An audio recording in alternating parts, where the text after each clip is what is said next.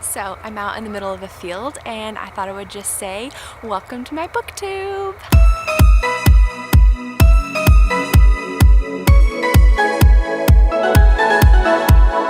So I know it's kind of random, but I am out in the middle of a field and I was taking some family photos today and I thought, well, why not film part of my booktube? So the rest of it will be filmed at my place, but I thought I would just say hi from the field and show you the two books that I'm taking pictures of today. A Time to Rise by Nadine Brandeis and Unblemished by Sarah Ella. People are coming, so I've got to go. Bye.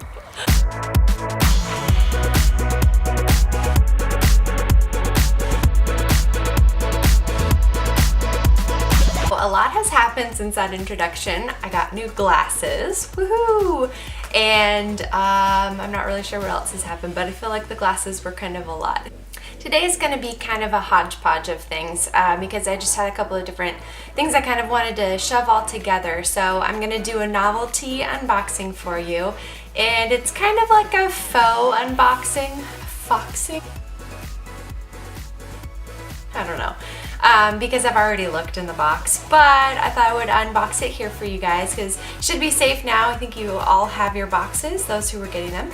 So I wanted to do that here, and then I'm going to talk about two books that I just finished and two books that I just received in the mail. And let's get to the unboxing.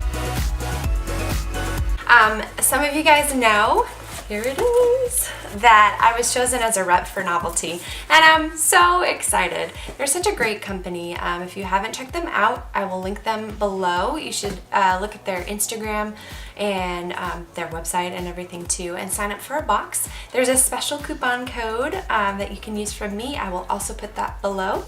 I was really excited when I got this, and of course I had to open it. So it's already pre-sliced and whatnot.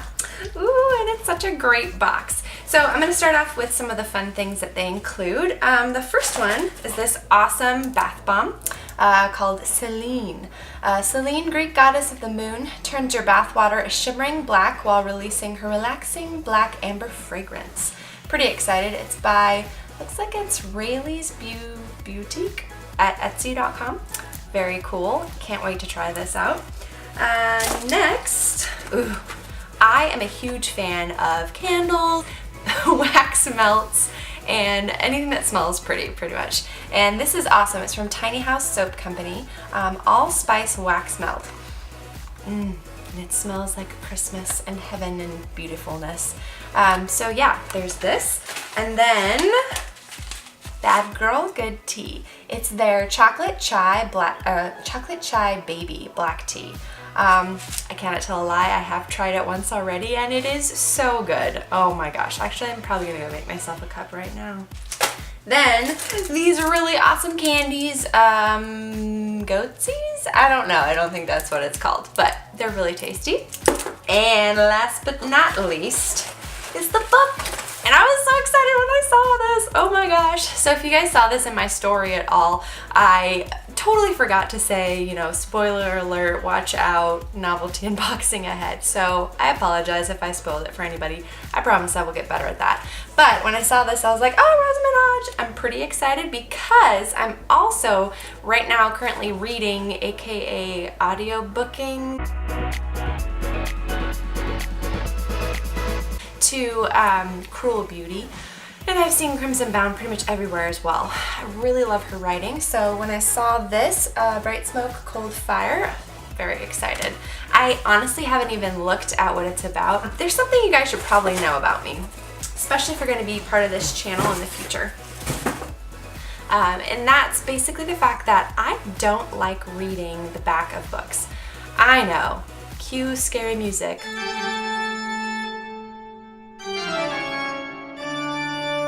I realize that's kind of strange.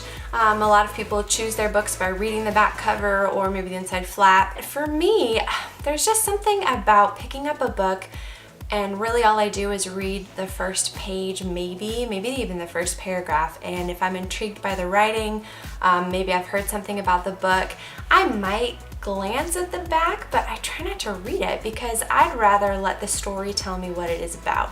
A lot of the times, and I think this is true, there are other people who write the back cover copy, so it's not really the author's take on things. Now, that's actually probably better in some cases, because I know for me it's hard for me to synopsize.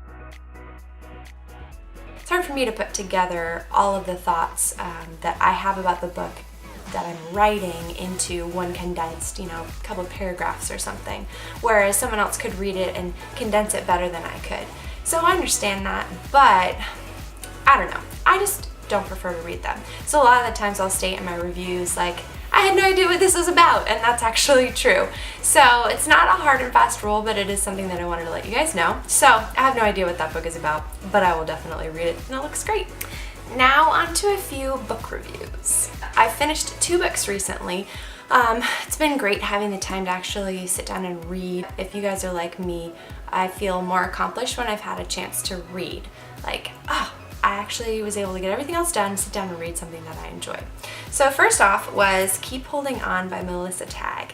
And I've been talking about this book for a while now, and it's just fantastic. I started with Melissa's series whenever the first one came out, which was a while ago. It's based around a family called the Walker family, and it's set in Maple Valley, which is a fictional small town, but there's something in my heart that is just in love with small towns. Maybe it's because I grew up in one, I don't know. The main character, Kit, goes back to her small town and helps out with the orchard that her family has run for years. Her grandparents had started it, and her father now owns it. And then, of course, there's Beckett, who is a member of the Walker family, and I've been wanting to know about his story since the first book in this series, just because he's mentioned, but the things that are mentioned about him kind of just make you intrigued.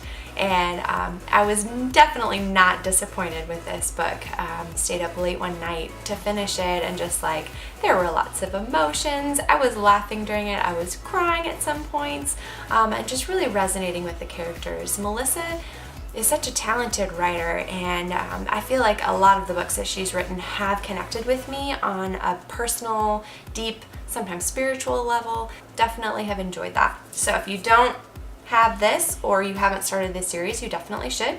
I will link below to Melissa's website so you can check out how awesome she is. Secondly is Hungry Heart by Jennifer Weiner, and I'm so excited that I finally finished this because I've been reading it for a while now. I really enjoyed it. My review will be up on Goodreads soon. I think with that, I felt like I sat down with Jennifer at like a coffee shop, and she just basically told me her heart through the entire book. And that was really fun. There were some crazy stories in there, some really sad things that have happened to her, some definite successes and triumphs, as well as a little bit of, maybe a lot of self-reflection, and a lot of really positive ideas that she has, especially regarding women and weight and what it is that we go through as women with regards to just living in this world. So I will have my review up soon, and you guys can check it out. Lastly, I wanted to talk about 2 books that I just received in the mail. The first one is Where Two Hearts Meet by Liz Johnson. I have had the pleasure of having Liz on my blog several times now, and she's fantastic. I unfortunately haven't read the first one, The Red Door Inn, I believe is what it's called. I definitely want to start with that one, and then I'll get to this one, but I was really excited to have received that from Liz and Ravel. And then I got The Ramblers by Adian Donnelly Rowley. It sounds pretty interesting. I had not heard of this book, and William Morrow was able to send it to me. And when I checked it out, it sounds pretty interesting, and I will keep you guys posted. And last but not least is a quick NaNoWriMo update. Not doing so great right now, got to admit, but I have not lost hope. One thing that I've learned being a ghostwriter is the fact that I've got to have a plan. When I sit down to write for my clients, I can't just say, oh, I feel like I'll write, 2,000 words today on this project, and maybe I'll work on the next project tomorrow. I quickly found out that that does not do me any favors. So what I've done is I've created an Excel spreadsheet that I basically plan out my entire week, month, sometimes up to a couple of months of writing. So I know when my deadlines are, I know when things are due, and I can actually shuffle around words sometimes. So with my Nano project, I have been doing actually the same thing, and I found it to be very freeing if not a bit terrifying, because I've moved things so much recently that by the time that I'm coming towards the end of the month, it might be a little stressful, but we'll see. So right now I am actually technically on schedule, and it should work out where I hit 50,000 words. The ironic thing is that including my work, I'm already almost to 50,000 words this month, but only like 8,000 of them count right now because they're toward my novel. So, that's what it is to be a writer.